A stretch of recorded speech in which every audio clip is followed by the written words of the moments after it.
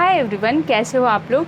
बहुत सारे एग्ज़ाम्स की डेट आ गई है आपकी, लाइक IBPS क्लर्क का भी नोटिफिकेशन आ चुका है, उसमें डेट मेंशन है, एंड RRB एंड IDBI सारे एग्ज़ाम्स होने वाले हैं। So I thought to I thought कि मैं सारे सब्जेक्ट्स के लिए, क्वांट्स, रीजनिंग एंड इंग्लिश के लिए और GK के लिए भी एक एक वीडियो अपलोड कर देती हूँ। It will be kind of a suggestion, don't think that it's a strategy और समथिंग, क्योंकि आई विल सजेस्ट कि आप किसी की भी स्ट्रैटेजी कम्प्लीटली फॉलो मत करो। सबके अपने अपने अलग स्ट्रेंथ हैं और वीकनेसेस हैं, और आप अपनी स्ट्रेंथ और वीकनेस को आइडेंटिफाई करके and you have to just tweak the suggestion और tweak the strategy which I will give you, और उसके बाद आप अपनी एक फाइनल स्ट्रैटेजी बनाना और उसके बाद उसको इम्प्लीमेंट करना, ठीक है। लाइक मैं आपको कुछ कुछ टिप्स दे दूँगी और जो भी बताऊँगी, जो सजेस्ट करूँगी आपको, उसके बाद फिर आप उसमें अपने जो भी मॉडिफिकेशन करने होंगे वो कर लेना और अपनी एक फाइनल स्ट्रैटेजी बना के फिर उसको फॉलो कर लेना। तो अभी सिर्फ आपको प्रीलिम्स पे फोकस नहीं करना और सिर्फ आपको मेंस पे फोकस नहीं करना है। You have to cover the whole syllabus and you have to keep in your mind the exam date of both prelims as well as mains, right. तो सबसे पहले आपने अगर ग्रामर्स के, एक्चुअली मैंने नोट कर लिया है सो दैट मैं कुछ भी पॉइंट मिस ना करूँ। ओके, सो सबसे पहले ग्रामर रूल्स, जो भी अगर आपने ग्रामर रूल्स कर लिया है तो आप उसको जल्दी से रिवाइज़ कर लो, और अगर आपने नहीं किया है देन आप ग्रामर कर लो। मैंने किया था मेरिट शाइन की जो प्लेलिस्ट है, मेरिट शाइन एक यूट्यूब चैनल है, वहाँ पे एक प्लेलिस्ट है, it is a short crisp and to the point, अच्छा वीडियो है, तो आप उसमें से देख सकते हो, वह फॉलो कर लेना। और उसके बाद एक चैप्टर, लाइक आपने एक चैप्टर किया, उसके बाद उससे रिलेटेड प्रैक्टिस कर लो, और उसके बाद नेक्स्ट चैप्टर करो। ऐसा करना कि बस वीडियो देख रहे हो, उससे कुछ फ़ायदा नहीं होगा आपको।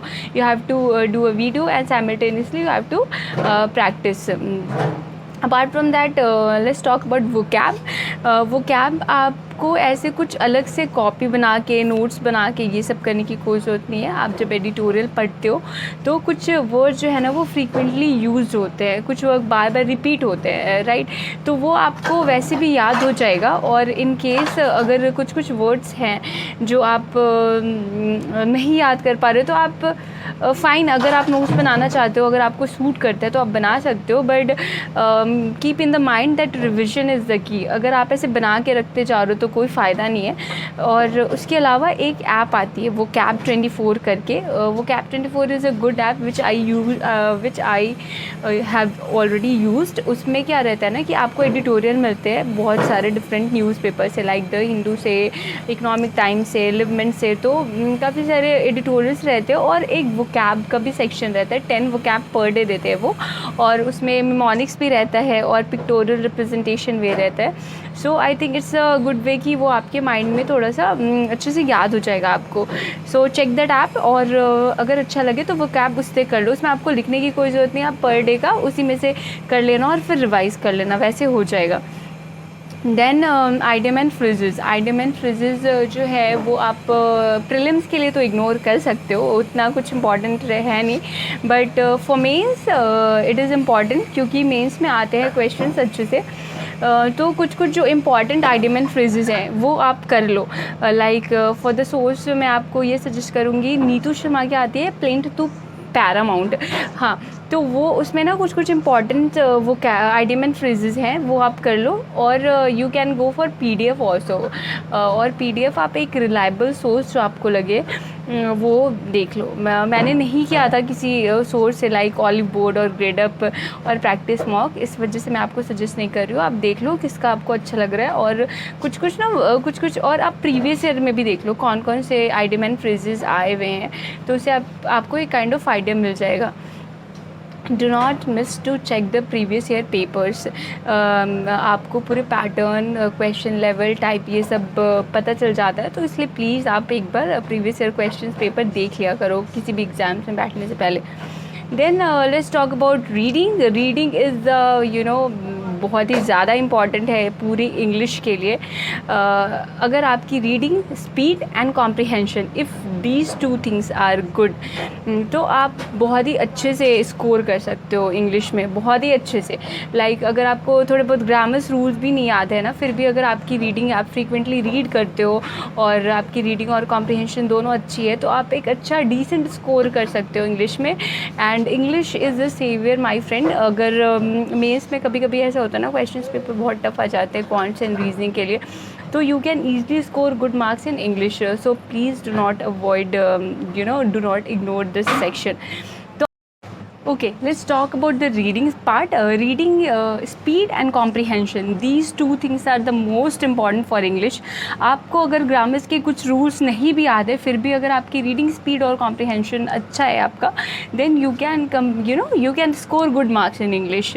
इस वजह से आपको रीडिंग पे और रीडिंग पे बहुत ज़्यादा फोकस करना है, सो दैट आपकी स्पीड अच्छे से इम्प्रूव हो जाए और आपका कॉम्प्रिहेंशन भी अच्छे से इम्प्रूव हो जाए।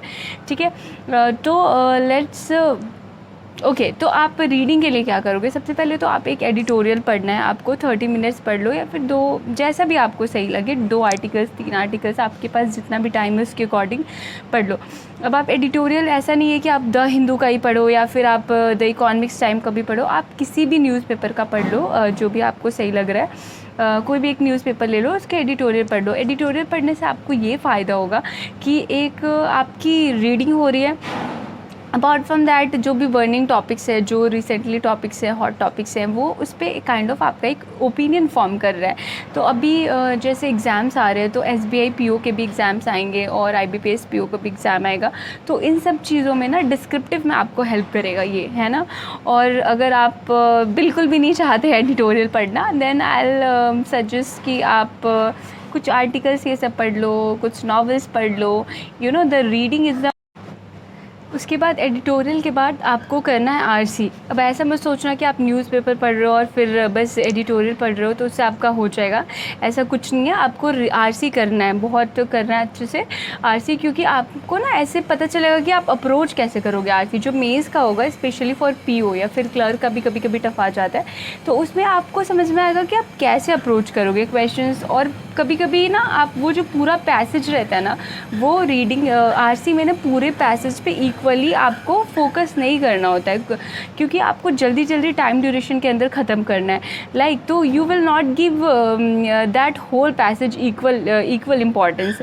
तो आपको ये सारी ना चीज़ें प्रैक्टिस करने के बाद आएगी, तो आप RC प्रैक्टिस करोगे। मैं आपको सोर्स बता देती हूँ आप कहाँ से प्रैक्टिस कर सकते हो। तो सबसे पहले है RC 99, वो कर सकते हो आप। एरिस्टोटल, RC 99 की एक PDF आती है, एरिस्टोटल की भी PDF आती है, एंड मेरिट शाइन उनका वेबसाइट है, वहाँ पे फ्री RC है, rcprep.com ऐसे करके ना, RC वहाँ पे फ्री RCs रहते हैं। और मेरिट शाइन का तो आप कर लेना, 100 RCs है और इट्स 100+ आई गेस। और उसमें डिफरेंट लेवल है, ईजी, मीडियम, डिफ़िकल्ट, हार्ड। तो आपको स्टेप वाइज चलना है। आप सबसे पहले ईजी वाला करना, फिर मीडियम करना, फिर डिफ़िकल्ट करना, ऐसे करके आप अपना लेवल अप करना, ठीक है। और ये याद रखो, आपको रीडिंग में ना सिर्फ एक एरिया पे फोकस नहीं करना है। Like if you are interested in sports, then you will open the newspaper and आप बस स्पोर्ट्स ही पढ़ते जा रहे हो। और या फिर आपको कुछ लाइक फिनेंस में इंटरेस्ट है तो आप फिनेंस ही पढ़ रहे हो, ऐसा नहीं होना चाहिए। अगर कोई भी ऐसा एरिया है, कोई भी ऐसी टॉपिक है, जैसे आपको साइंस एंड टेक्नोलॉजी में इंटरेस्ट नहीं है, आपको साइकोलॉजी में इंटरेस्ट नहीं है, जो भी मतलब ऐसे आर्ट्स एंड कल्चर में इंटरेस्ट नहीं है, तो जो भी टॉपिक्स आपको इंटरेस्टेड नहीं लगते, आप कोशिश करो कि आप उनके भी आर्टिकल्स रीड करो अच्छे से, ठीक है। तो मेरिट शाइन में ना उन्होंने बहुत ही अच्छे से बनाया हुआ है, डिफ़िकल्टी लेवल के भी अकॉर्डिंग हो जाएगी डाइवर्स रीडिंग, ठीक है। अपार्ट फ्रॉम दैट कुछ मिसलेनियस टॉपिक्स रहते हैं, जैसे फिलर्स हो गए या फिर मैच द कॉलम वाले हो गए।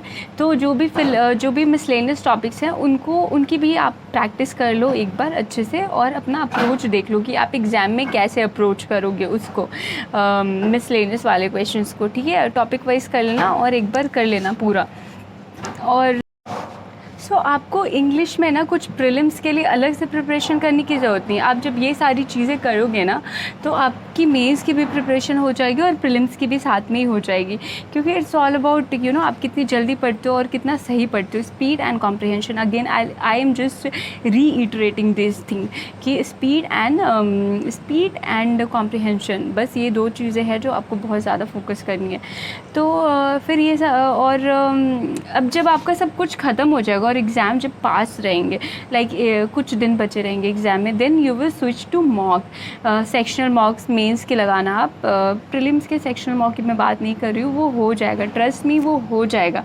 आप जो एक ओवरऑल मॉक दोगे ना पीओ का या फिर क्लर्क का, तो उसमें जो भी आप आपके जो टेस्ट के साथ आप दोगे उसके साथ हो जाएगा, बट आप साइमल्टेनियसली आपको मेंस के भी मॉक्स लगाने होंगे सेक्शनल वाले। ऑलिव बोर्ड में आते हैं और भी वेबसाइट्स पे आते हैं, और ये हो जाएगा। तो आप ये सारी चीज़ें करते रहना, आपका हो जाएगा इंग्लिश आराम से। एंड अगर आपको कोई भी डाउट हो तो please let me know in the comment section. I definitely try to answer all your queries.